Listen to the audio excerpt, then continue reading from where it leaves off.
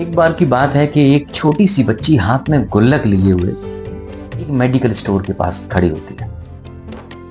वो कई बार medical store पे भैया को आवाज लगाती है, दुकान वाले को, लेकिन दुकानदार सुनता नहीं क्योंकि वहां पे बहुत सारी भीड़ थी।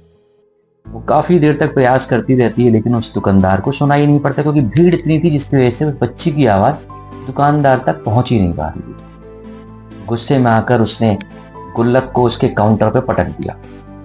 जैसे ही गुल्लक को पटका तो दुकानदार को सुनाई पड़ा। दुकानदार ने पूछा, बेटा आपको क्या चाहिए? तो बोली, अंकल मुझे चमत्कार चाहिए। मैंने कहा, चमत्कार तो यहाँ नहीं मिलता है, चमत्कार जैसी तो कोई चीज नहीं होती। तो बोली, नहीं नहीं, मुझे तो चमत्कार चाहिए और यही मिलता है चमत्कार। वहां पर एक व्यक्ति खड़ा हुआ था। उसने बच्ची के पास जाकर पूछा कि बेटा आपको चमत्कार क्यों चाहिए? तो बोली कि मेरे भाई के सर में कुछ दिन पहले दर्द हो रहा था। वो उसको अस्पताल लेके गए माँ बाप हमारे, बट वो अभी तक वापस नहीं आया। कल मैंने अपनी मम्मी को रोते हुए देखा तो वो कह रही थी पापा से क्या करें, कैसे करेंगे, कैसे ये ठीक होगा। क्योंकि जब भी मैं पापा से पूछती तो बोलती हैं भाई बात कल वापस आ जाएगा, आज वापस आ जाएगा, मगर अभी तक भाई मेरा वापस नहीं आया। जब मम्मी रो रही थी तो पापा बोले कि मेरे पास तो दवाइयों की कोई पैसे है नहीं है, मैं तो उसका इलाज करा नहीं सकता, अब इसको तो कोई चमत्कार ही बचा सकता है, तो इसलिए अंकल मुझे चमत्कार ही चाहिए। तो जो वो व्यक्ति खड़ा हुआ था उस लड़की के पास, उसने कहा, बेटा आपके गुल्लक में कितने पैसे हैं? तो उसने गुल्लक को फोड़ दिया और उसमें रुपए काउंट करने लगे तो उसमें 19 रुपए थे। बोली, अंकल मेरे पास 19 रुपए हैं। मैंने सोचा मेरे पास तो पैसे हैं तो क्यों ना मैं ही चमत्कार खरीद लूं। वो व्यक्ति बोला, बस तुम्हारे पास तो पूरे पैसे, इतने पैसे में ही चमत्कार आता है।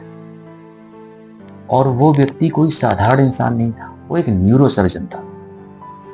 उस गुड़िया की, उस बच्ची की बात सुनकर उसके घर पे जाता है और अस्पताल में पहुंचकर उसके भाई का इलाज करता है और उसका भाई बिल्कुल ठीक हो जाता है। और जब भाई वापस आता है तो उसकी मम्मी जो है पापा से पूछती है गुड़िया के कि ये चमत्कार आपने कैसे किया? तो कहता है मैंने कुछ नहीं किया।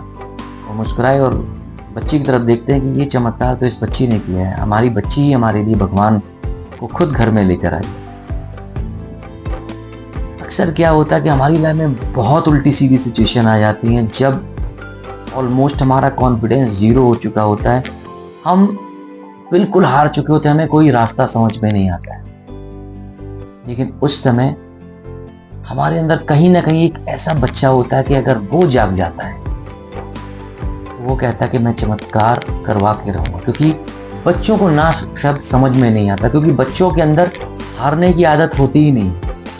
उन्हें हर हाल में खेलना होता है, खड़े होना होता है। उनके शब्दकोश में हार जैसा शब्द, नामुमकिन जैसा शब्द होता ही नहीं। और अक्सर हमारी लाइफ में क्या होता है कि हम अपने अंदर के उस बच्चे को कहीं ना कहीं मार देते हैं।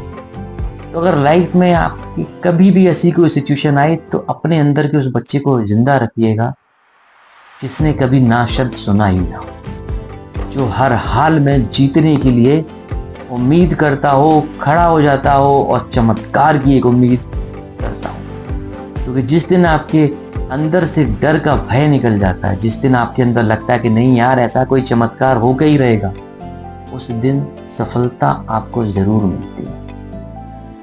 और बिलीव कीजिएगा कि हर दिन इस पृथ्वी पर बहुत सारे चमत्कार होते हैं, और चमत्कार कुछ और नहीं, सिर्फ आपके मन का वो दृढ़ विश्वास है जो चमत्कार करने के लिए प्रभु को भी बाध्य करता है।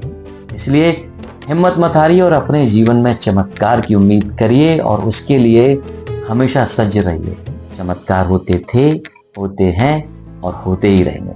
अगर आपको ये कहानी अच्छी लगी हो तो मेरे चैनल को सब्सक्राइब करना ना भूलें और इस कहानी को, इस पोस्ट को लाइक और शेयर जरूर करें। जय हिंद।